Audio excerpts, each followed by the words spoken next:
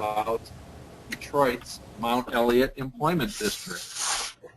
We have 3 students here. Okay, the 3 students who are representing are going to essentially represent their peers. There are 13 students who were in the webinar, who were in in the capstone class, and the ones who are here now will essentially represent their peers.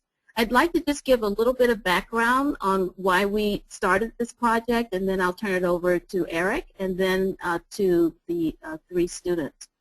So one of the reasons that we launched on this particular research project, which was designed to look at what are some of the employment prospects for an industrial district in Detroit, is essentially the Detroit Future City Plan had indicated that there were a number of areas of Detroit that had high prospects for job creation.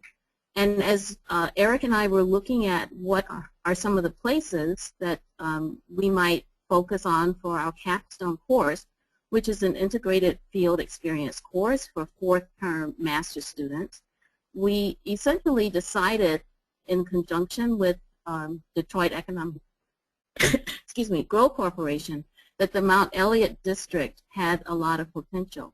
So for the class, which started in January of 2014, we were able to assign 13 students full-time investigation into the prospects for this particular employment district. Eric? Hi, good morning. Yeah, so in the Detroit Future City Plan, the Mount Elliott District is large, so we only looked at a part of the district for this project. Still a pretty significant sized area in a industrial corridor along Mount Elliott Avenue from I-94 north to 8 Mile Road. That's about 5.5 miles, and the width of the district, as you'll see on the map shortly, is about 1.5 miles.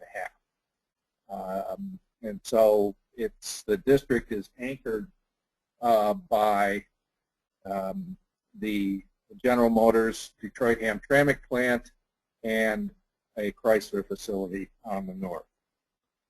So I think, are we ready now to turn it over to our 3 students? So starting us off, it's going to be Dustin Hodge. Hello, good morning.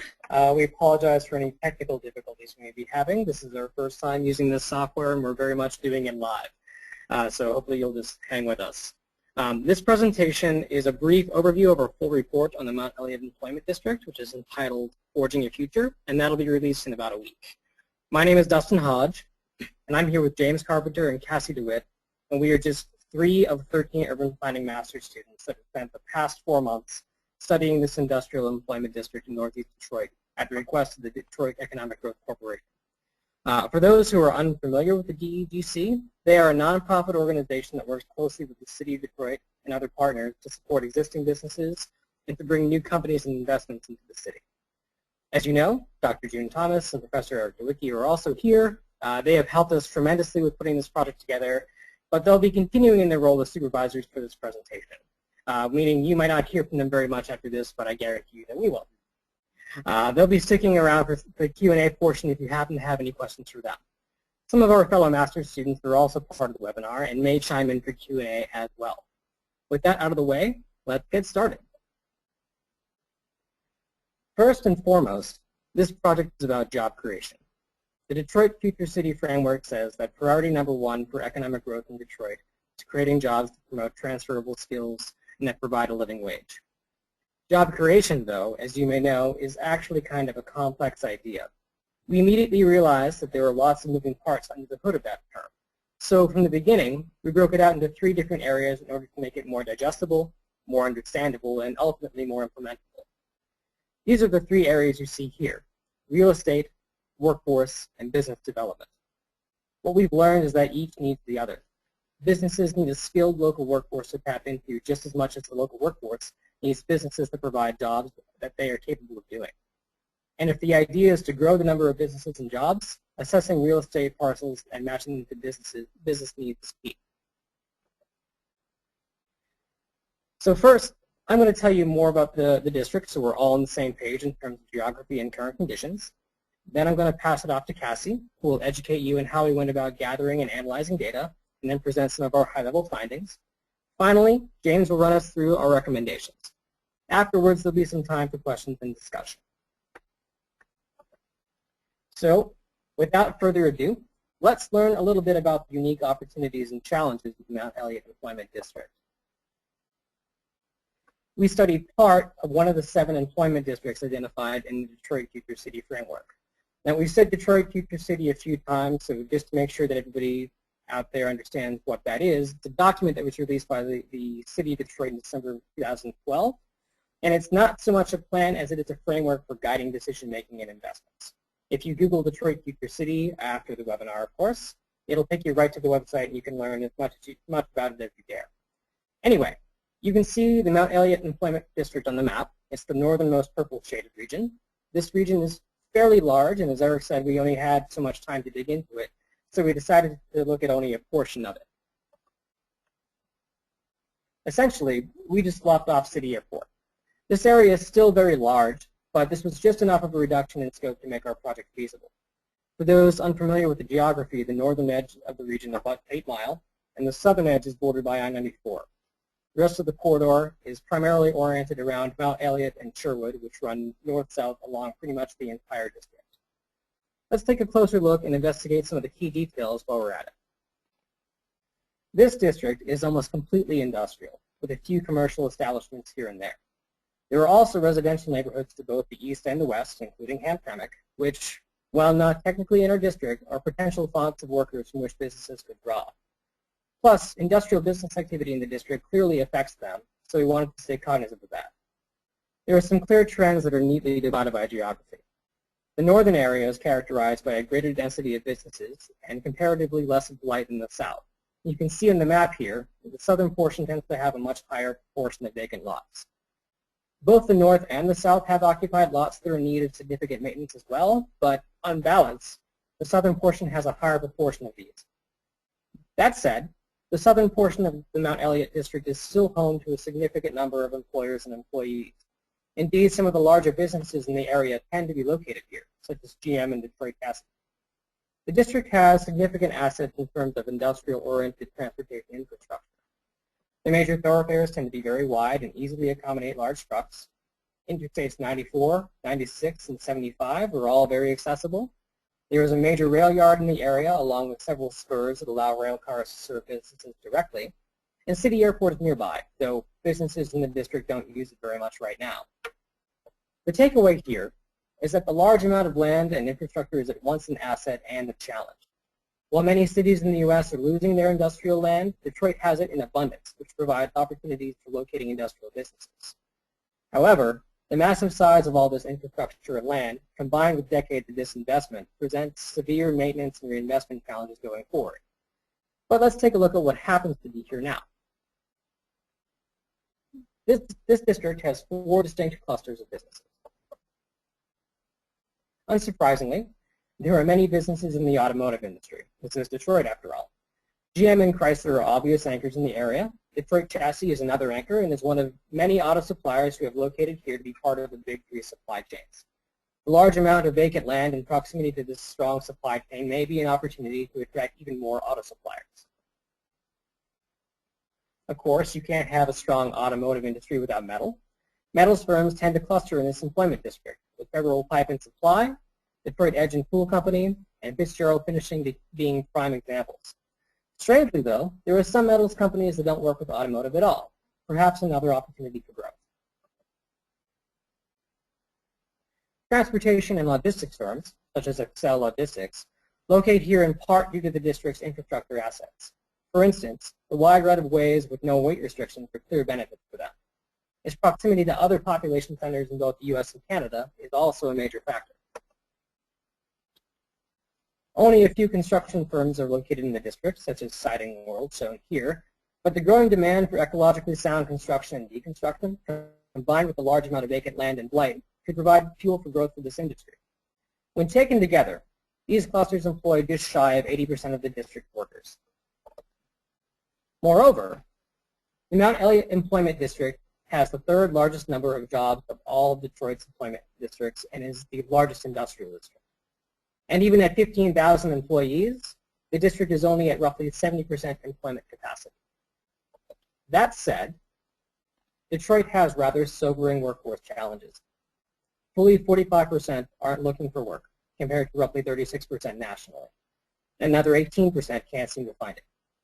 Of the roughly 37% that are employed, the vast majority don't work in Detroit. What does all this mean? It means that Detroit has a workforce that is lower in both quantity and quality than many other U.S. cities. It also means those who are working here have fewer opportunities for employment in the city. The lack of car ownership and lack of reliable public transportation likely contributes to both issues. Improving workforce readiness and access to in-city jobs is paramount for the city of Detroit. Given Mount Elliott's status as a high employment region and its location near residential neighborhoods, successful economic development here will be a rising tide that lifts a lot of boats. And successful economic development here will require a combination of real estate, workforce, and business development. And now I'm going to pass the mic to Cassie.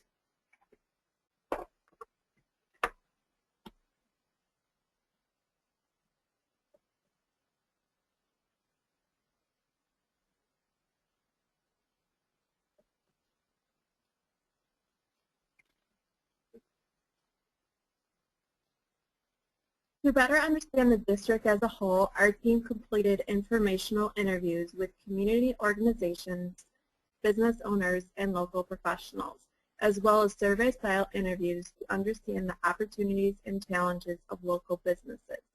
We also facilitated a focus group among community block groups and residents to find more about the residents in the area, their challenges, and their needs. Finally, we did a site survey of vacant parcels within the nodes of focus to understand building and parcel conditions throughout the area. Focusing economic development on key nodes can stabilize locations with already strong anchor businesses while concentrating public and private investment efforts, coordinating stakeholders, and catalyzing growth.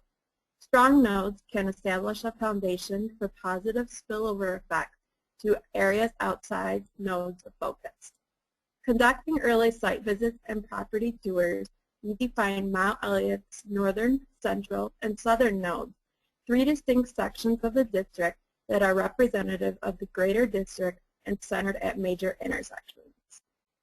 Focusing on nodes that reflect the diversity of conditions in the Mount Elliott Employment District, we processed site surveys to develop recommendations that would offer guidance to economic development actors on where to focus funds, personal, and other resources, identify key properties for reinvestment, blight abatement, and business attraction, recommend methods for addressing a range of real estate issues such as dangerous buildings, tax foreclosure, title issues, and properties with immediate potential.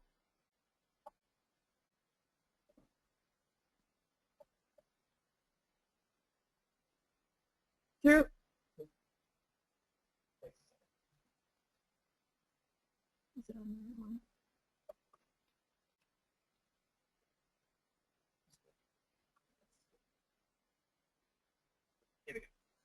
Through our research process, we analyzed each node and focused on its strengths, weaknesses, opportunities, and threats, otherwise known as a SWOT analysis. This ultimately informed our continued research and the development of recommendations for the districts. Combining background research from several sources with our site survey results, we created a database with detailed information about each parcel within the three nodes of focus. This database included details such as ownership status, physical characteristics, potential for tax foreclosure, parcel condition, and current business information.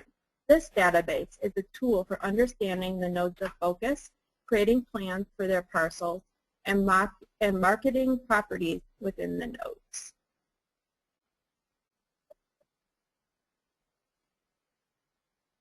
The district's northern node is characterized by many strong businesses and few vacant properties. Most of the vacant properties that do exist within this node are well maintained with several properties for sale. The node has a strong presence of private landowners and has few parcels at risk of property tax foreclosure. Although parcels are relatively small in the northern node, there is a clear pattern of stable businesses and well-maintained properties. There are also several opportunities for new construction on vacant parcels currently listed for sale. The central node is characterized by higher levels of vacancy than the northern node. Many of these vacant parcels are under-maintained and instances of blight are common. There are a few strong businesses in this node. Although a strategic location along McNichols Avenue provides opportunities for easy access to freeways, studying property ownership, we found that many, but not all parcels that are perceived to be vacant are actually privately owned and not at risk of property tax foreclosure. Private owners who are paying taxes but not investing in their properties can, however, be major barriers for community redevelopment actors by perpetuating issues of blight. The central node also has some properties at risk of property tax foreclosure, which could provide opportunities for redevelopment. The district's southern node is unique compared to the northern and central nodes. The node is largely comprised of land within the I-94 Industrial Park and a residential neighborhood. The number of parcels in this node and the complex ownership situations within the I-94 Industrial Park were combined to prevent a complete parcel condition survey. Site visits and background research, however, revealed that this node has the highest rate of vacancy and blight among the nodes of focus. While many challenges exist in the southern node, its high rate of public ownership and the node's large land size create unique opportunities for revitalization.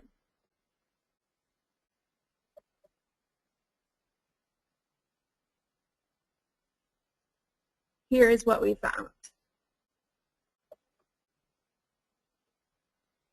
We found that the area has many strong assets, including a strategic location within the region, ready to develop parcels that provide opportunities for growth in the district, as well as many stable and growing businesses.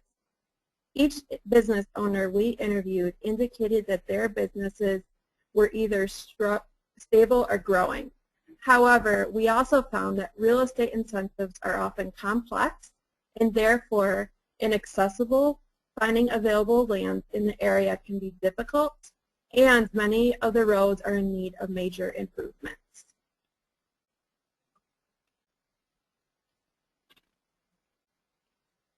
We found that area businesses lack a sense of community and a unified voice within the city.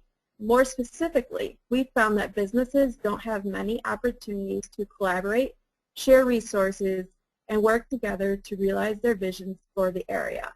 Community representatives have a mix of experiences with businesses in the district. During the focus group, they suggested that opportunities exist for collaboration with businesses.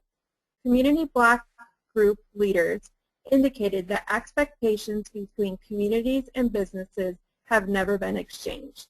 They identified this disconnect as a fuel for the negative perceptions of the district. Business leaders suggested that collaboration and interbusiness support through a business association could be an effective means of uniformly improving the perception of the district. All businesses interviewed expressed their ideological commitment to being in Detroit and being part of the district's revitalization.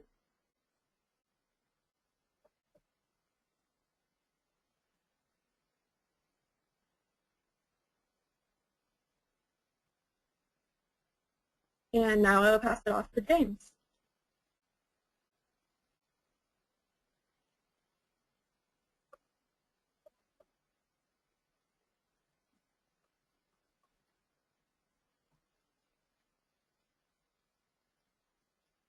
Okay, so we're in a little bit of a transition phase, but we're going to have, are you finished, Cassie? Just about. Just about, okay. Workforce development institutions are a major asset, but can sometimes be difficult to navigate for both job seekers and businesses. During our interviews, workforce institutions consistently articulated the importance of partnerships with other institutions. These partnerships are central to their efforts and allow them to leverage the strength of each respective partner institution for the collective expansion of workforce programs. For example, Workforce Intelligence Network focuses on convening partner institutions and gathering and sharing data, while institutions such as Focus Hope work to tailor their training programs to better fit workforce needs and support participants to graduate and find work. While these partnerships are a major asset for the work that these institutions do, they also represent a complex and often confusing web of relationships and services. We investigated each organization's network with other workforce institutions in Detroit and asked about their relationships with these groups. No institutions had an organizational document describing the role of each agency or the nature of their relationships. Many suggested that a document mapping institution networks in Detroit could be useful.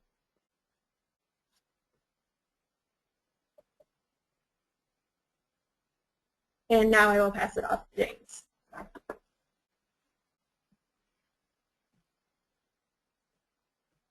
Okay. Based on our findings, our team has developed 3 recommendations. These recommendations offer strategies to the DEGC and partner organizations to increase their capacity in developing a more robust Mount Elliott Employment District. As of now, the majority of Detroit Future Cities framework designated employment districts have some sort of organized representation. The Mount Elliott Employment District is different in this sense. While other groups and organizations like the Grandmont Rosedale Corp, Midtown Inc., Downtown Development Authority, and Southwest Detroit Business Association and Jefferson East provide a centralized voice and branding image of sorts for each of these respective districts, the Mount Elliott District has relatively little, if any, cohesive representation of this type at the city level. We believe establishing a location-specific team that is intimately familiar with the assets and limitations of the Mount Elliott Employment District could help it become a stable, productive, and environmentally sustainable industrial center that provides jobs for Detroit residents. Once again, the Mount Elliott District could benefit from a home base and district team to provide services and attract and retain businesses. This is the premise of all of our recommendations going forward. As a continuation from our research process and findings, we focus on 3 core components for this district team to address: real estate development, workforce development, and community engagement and business support. Recognizing that it may take time to garner resources to form an official organization for the district, we recommend Detroit Economic Growth Corporation, Detroit Employment Solutions Corporation, and the Detroit Regional Chamber of Commerce and other relevant organizations channel their resources and personnel to form a district team solely dedicated to the economic development of this district. The district team will consist of 3 roles represented here by specific personnel: a real estate facilitator, a business collaboration coordinator, and a workforce liaison. We have developed detailed action steps for each of these roles. Initially, the contributing organizations may need to fill these roles and facilitate interactions among them. However, we recommend the creation of a formal business association that would autonomously perform all 3 roles. Having secured the buy-in of existing businesses, the establishment of a business association would be the next natural step in the district's evolution into a thriving employment district. A staff nonprofit business association would absorb the roles of the initial district team, as well as market the employment district's brand to external audiences in order to attract investment. As mentioned, the team would be comprised of a real estate facilitator, a business collaboration coordinator, and a workforce liaison. I'll now move on to explain these 3 proposed positions. First up is the real estate facilitator. They could work to streamline the incentive process. While incentives are widely available, many go untapped due to complicated application processes.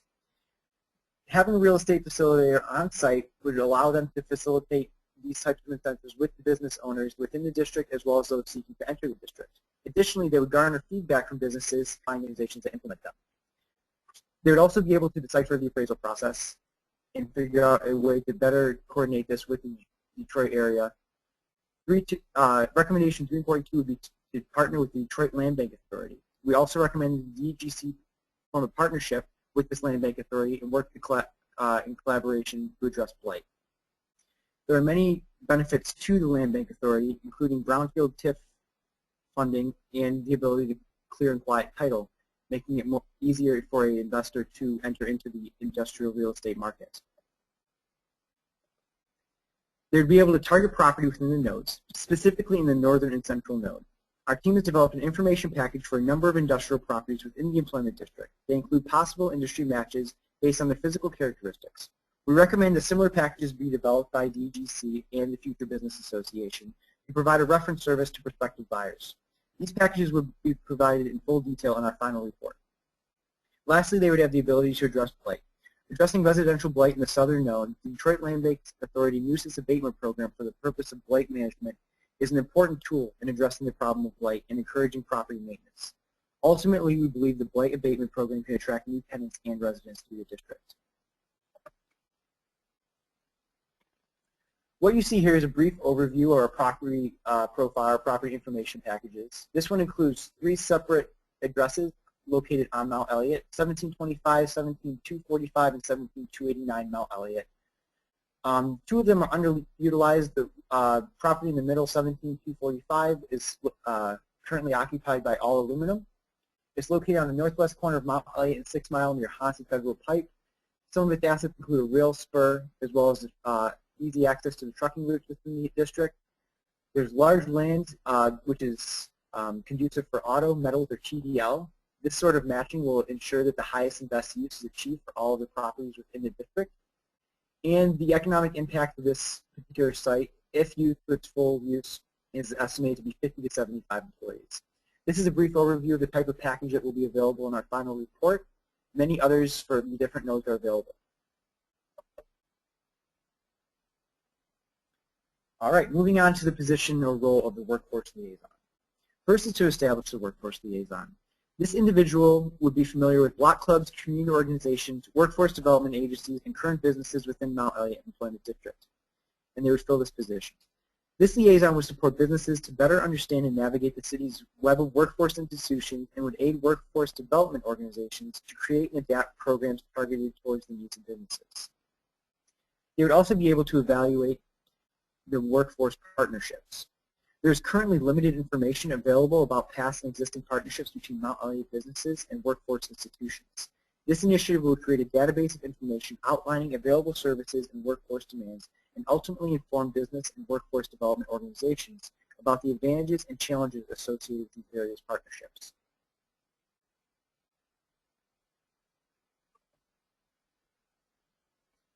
We also believe that it's very important to get a brand image for the Mount Elliott District. Creating a brand campaign for the Mount Elliott District that highlights opportunities and connects businesses to job seekers. Hire Detroit is a very good example of this. This kind of puts Mount Elliott on the map along with the other districts within the Detroit Future City framework.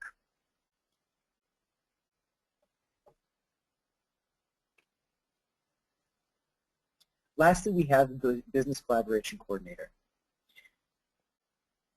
First and foremost is to establish a Mount Elliott Business Association. A business association has the potential to create a corridor identity that can both consolidate internal efforts and promote the area externally.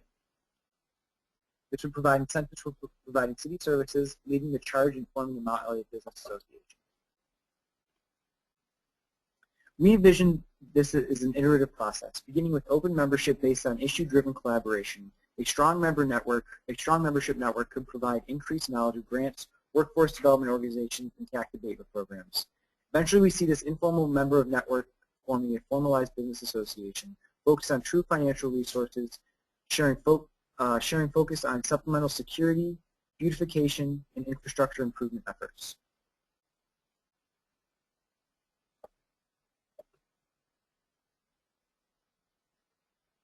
For those of you viewing this webinar live, this is our overview of all the recommendations you just heard based on the findings. This is just going to be up for the Q&A session as we go through and open the panel up for questions.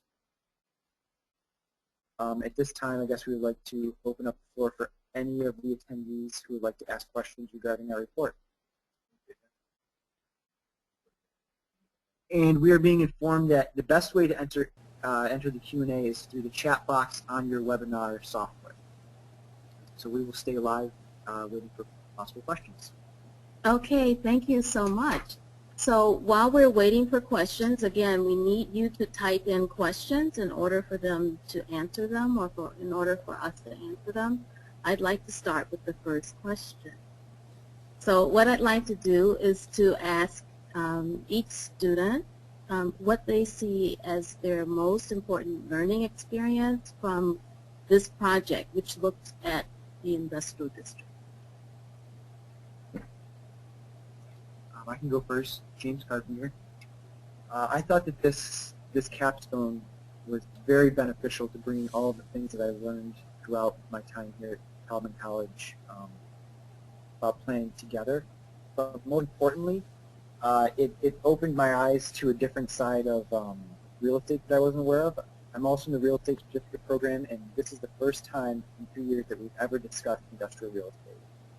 And I was very excited about that aspect of it.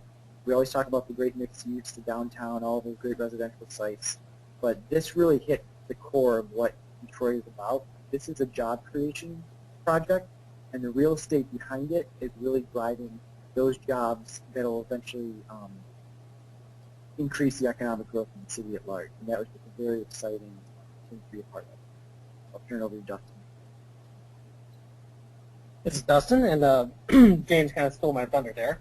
But I agree that most of the time when you're studying planning and when you're reading things about new stuff going on in cities, most of the time you're going to read about mixed-use development, walkability, bike lanes, all the stuff that's really sexy and in vogue. But industrial land is really important to cities, especially to cities like Detroit.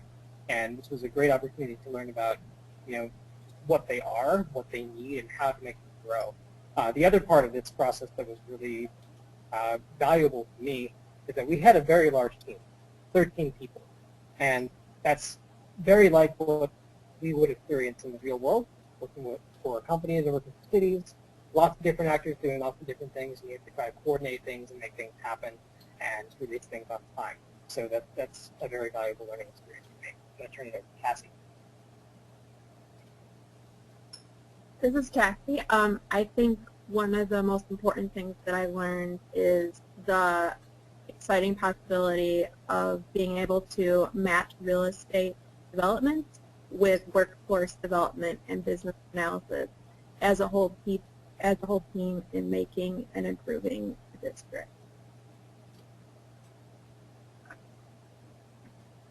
So we're still looking for questions. I don't think we've seen any. Do you see any? June, this is Jennifer. Okay, a question may be coming in, but I have a second question for the students while we're waiting.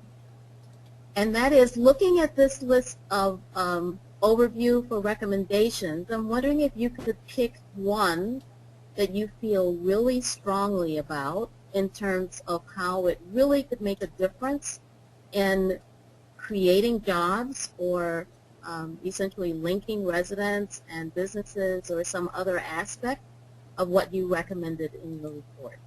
And we'll start in the same order. Oh, I'm sorry, we'll start with Dustin. Hello again. I may be a little biased because I did most of my work on the workforce section, but I think the workforce liaison is particularly important. As we covered during this webinar, the landscape of workforce development is very complex in Detroit. I'm sure it's equally complex in most cities. And it's very important to not only train workers, but to make sure that businesses know how to find the workers that can do what they need them to do. So I think that the workforce liaison's job, it could be one person, it could be many people, that connecting all these workforce development agencies with the businesses in the district, matching specific needs with specific skills, I think is very crucial.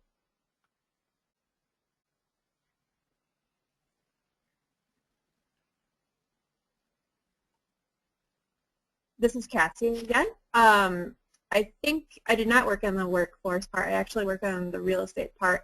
But I believe that the one item that I'm thinking of right now is 3.2 on the right under the workforce liaison of launching an external evaluation of workforce business partnerships in the district.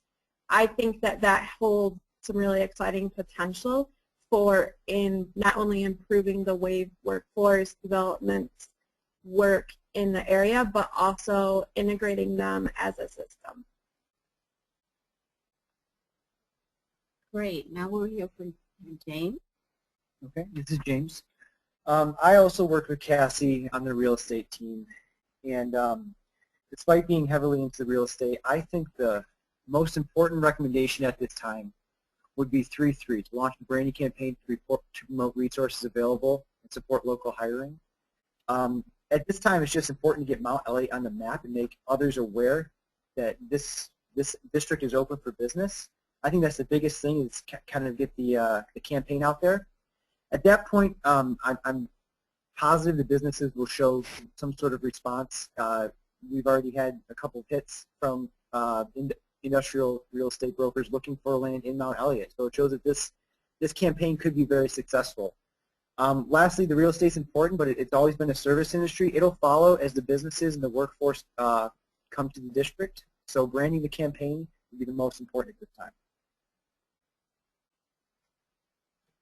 Great. So I thought maybe we'd talk a little bit more about how you came to your recommendations. So I know that you guys really did a lot of work during the term. We sort of went through that part of the presentation without a lot of personal feedback. I know there was some hair pulling and some other stuff going on. And I'm just wondering if you could tell us just a little bit about the research you did, and particularly in terms of looking for other good ideas in other cities or in the literature that might apply to this sort of situation.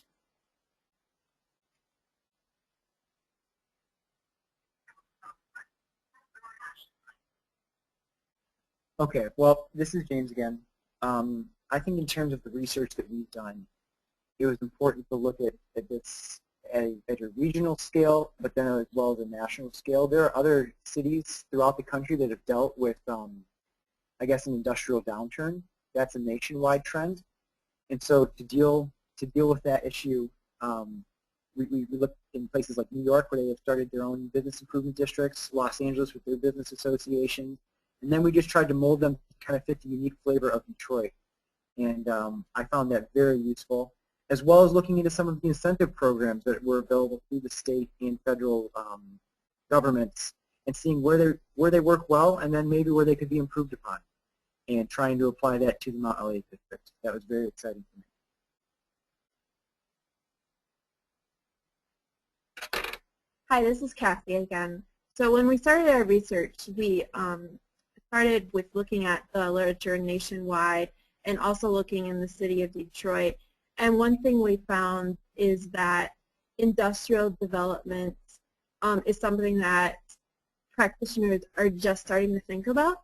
So we looked at literature not only that was dealing with industrial decline, but also looking at how cities as a whole were responding to things like intensity, and how we could look at specific pockets within the Mount Elliott district and what their needs and opportunities and challenges were. So one city that we looked at was Vancouver, and we found that they were actually experiencing the opposite problem of Detroit, but there were some specific examples that we were able to pull from. For example, the needs of their specific buildings and what potential clients were looking for. Okay, just a word to the audience. We can tell that there are questions from you, but unfortunately we can't read them. So it's not that we are ignoring them, we're just not able to see them. June, can you hear me? Continue, I think that... June, this is Jennifer. Can you hear me? Hello again, this is Dustin. When we were looking up recommendations, or looking up how to make recommendations about the workforce positions, we put together that chart that you saw earlier that showed the complex web of comings and goings and information ins and outs with the different workforce development organizations. And I think the reason why we went towards, suggesting that there be a role for this person is because we learned through our research that assessment of these programs is very, very difficult. And we wouldn't have had time to go through and fully assess each one of these programs and certainly not the full ecosystem. So we thought it was important that there be a person or a number of persons in charge of that ongoing, especially if those persons have intimate knowledge of the Mount Elliott District and its needs.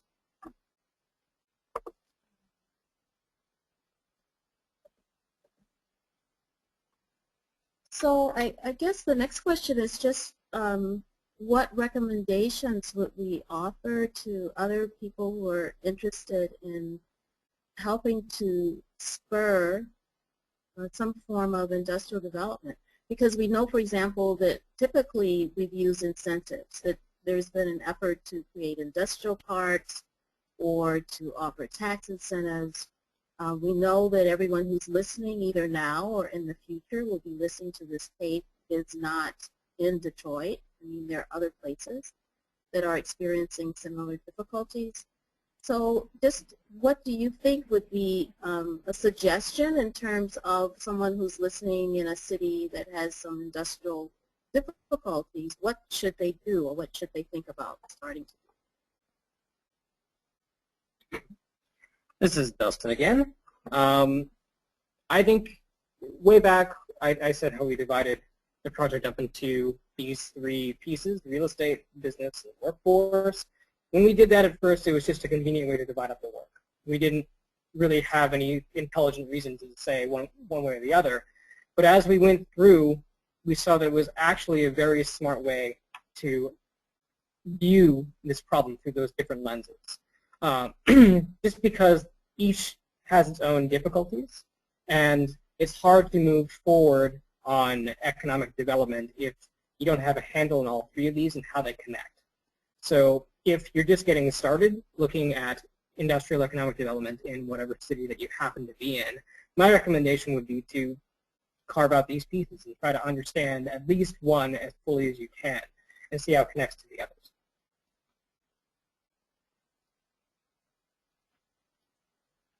This is Cassie again.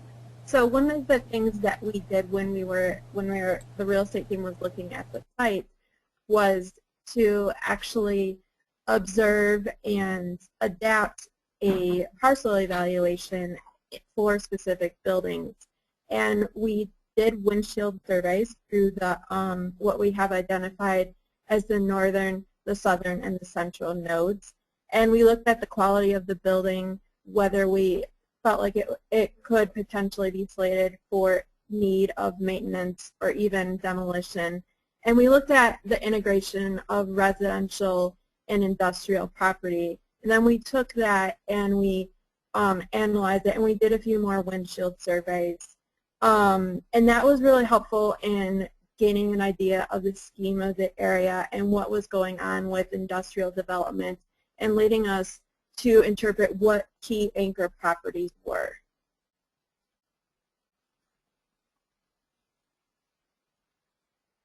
All right, this is James again. I guess my answer is somewhat of a hybrid between Cassie and Dustin. One is to get a feel for the district that you're in a very intimate way, and have someone who really is either a face or a go-getter for that particular district. And then for them to synthesize all of these interactions that we've kind of highlighted throughout this presentation, the workforce, the business, and the real estate, and how they specifically interact within that district. I feel like getting a good handle on each one of those, regardless of where you're at in an industrial area throughout the country, would be one of the best ways to go about it. It also doesn't hurt to have some good inside knowledge from some of the businesses who've been there for quite a while. We had excellent interviews with a lot of businesses who have stuck with Mount Elliott through thick and thin, and they were just a wealth of information for us. So those sort of partnerships are very useful.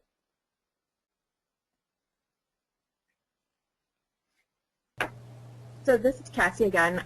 One thing to add as kind of a layer of understanding how the region and real estate development works is to obviously be aware of current incentive programs that are available.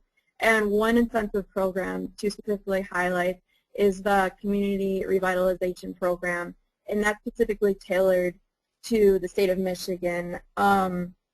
It is a revision of the Brownfield Tax Credit Program, and it opens up industrial development and residential development as well as commercial development to integrating as a system.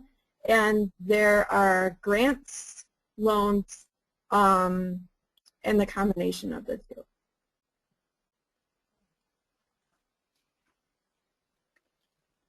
Okay, so this is June Thomas again, and I'm just going to just offer some reflections on what the students have said and what we've learned about industrial development in the city of Detroit.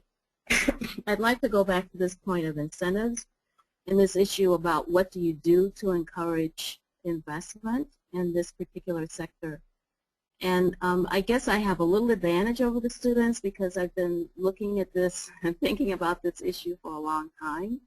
And I know that it really has been a real challenge ever since the 1980s for sure, when Coleman Young hit upon the strategy of looking at ways of keeping General Motors in the city of Detroit. And that was, of course, the origin of the General Motors Detroit-Hamtramck GM plant.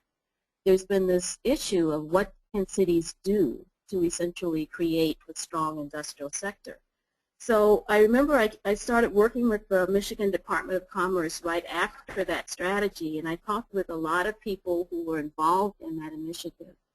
And what they were really proud of is that they innovated. They figured out what it took to clear the land that was necessary. They created this, what was called the quick take law, to essentially, unfortunately, clear out a lot of viable neighborhoods and businesses and to give what this company wanted, which was pretty much a clean site. And that is, of course, an anchor.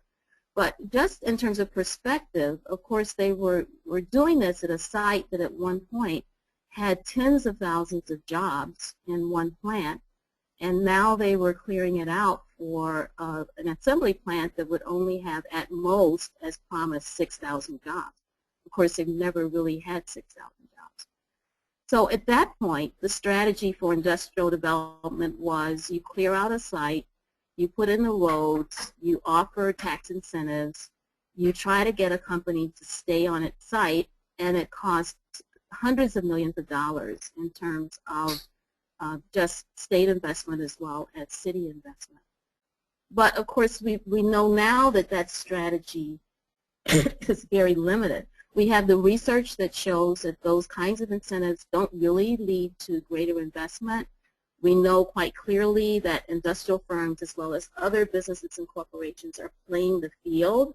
They're going to different cities, they're going to different states, and they're essentially playing them off one another. They're saying, if you don't essentially let us have this mammoth tax write-off, then we will go someplace else. So we have to think creatively about what to do. So the way we approached this project was not to start with the clearance and the incentive idea, but instead to look and see what was there, to try to talk to the stakeholders who remain there, and then to build a strategy based on that. And so we essentially talked to business owners, as the student said. We talked to community residents as well as workforce intermediaries and other personnel, because these were people that were still in this area, that were still working with this area, that were still working with Detroit. So what we're trying to do is to build up a more realistic strategy based on what the existing circumstances are today. So when the students came up with this idea of roads, I must admit at first I was a little hesitant because nobody wants to recommend staff. I mean, everybody's trying to get rid of staff. So this idea that what we really needed was staff was a little bit of a concern. But the more I listened to what they were saying, the more it made sense. What they were saying was, you can have all the programs and the incentives that you want, but if you don't have someone there who's on the ground, who knows what the current conditions are and what needs to take place, then what good are those programs or what good are those incentives? So it wasn't that they weren't finding that the programs didn't exist. What they were finding was that people didn't know about the programs, that people didn't know about each other, that people didn't even understand the institutions that had been set up to help them. They basically were in the dark. So you had several actors in this district who were working for their own portion of the district or working for their own portion of improving Detroit, but they weren't talking to each other. They didn't know they existed. The different firms were using other suppliers. They weren't even using the firms in their district that could have supplied them. So what they're really suggesting is what's needed is connections. What's needed is partnerships. What's needed is an association, which is a very ground-centered, grounded approach to a difficult problem. They're saying, well, maybe it's not how much money you can use to clear, how much money you can use to build new roads, how many incentives you can offer to these businesses. Maybe it's about sitting people down, letting them talk to each other, letting them find common ground, and then come up with mutually reinforcing strategies. So I learned a lot from this project, and I think really the lessons that they taught us about industrial redevelopment are lessons that are applicable not only for this district but also for other places as well. I'd like to just turn it over to my co-teacher for this, Eric Duecki. I was really lucky to have a co-instructor who knew the area and actually had some history going back 10 or 15 years, whatever he'll admit to.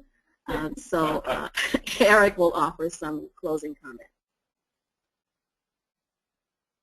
Thanks, June.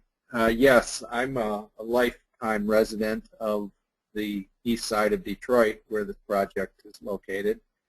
And it was really exciting to get to know, and in some cases re-get to know some of the players in the Mount Elliott District. I was involved about 15 years ago with an organization called the East Side Industrial Council, which tried to do some of the very things that the students are suggesting and recommending here in the plan, but we were trying to do it in a bigger area.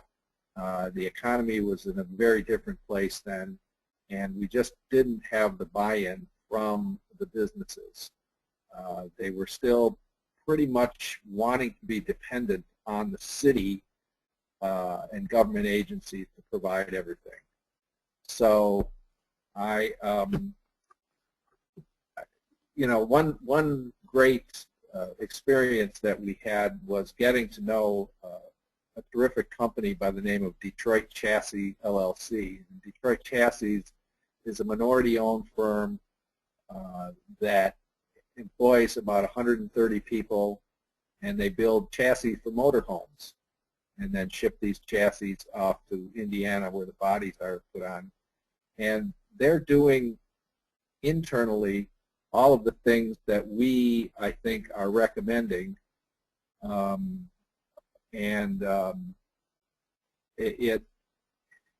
It's just it was just a pleasure to get to see these guys, just doing what needed to be done, taking care of their surroundings that in other places might be done by the city, taking care to train their own workforce and to nurture their workforce, which, by the way, is almost completely comprised of Detroit residents. And again, that was the point, to employ, how can we employ more Detroiters in this district? And these guys are doing it. They're a success. So how can we take what they're doing and others and sort of scale that up just for this district in a way that really works. So it's my great hope, and I think there's a really great possibility that the DEGC and others, Detroit Employment Services Corporation, can kind of take these recommendations and run with them and see if we can't truly implement some of these great ideas that the students have come up with in a very real and on-the-ground way that, it's not rocket science. It can be done. It's a matter of commitment, I think, and will and cooperation and partnerships. So this, to me, has been a terrific project, and as a resident, I'll certainly be monitoring the progress of it, and I'm hoping that folks who are listening in to this, either now or in the future, who access this webinar, can be part of that. So I see that Joel Rash from Flint is still on here, and Joel, I'm really sorry that we aren't able to access whatever your question Eric? is, but certainly you can email me, or now we have on the screen Miles, one of our team members. There's his contact information. Certainly you can email myself or June. Mine is ericdue@umich, and June's is thomasju@umich. We'll be happy to answer your questions and give you any kind of background, and we'll also be able to provide a link for you to the finished document that James and Cassie and Dustin referenced earlier, and that will be available for distribution in about a week or two. So we thank you very much for listening Eric, in this is Jennifer. to today's webinar about Detroit's Mount Elliott Employment District. And we would like to thank our sponsors from Michigan State EDA and the Center for Regional Economic Innovation, REI program. So thanks to them for sponsoring what's turned out to be a really great project, and we hope to do something similar again next year. Thank you. Eric, can you hear me?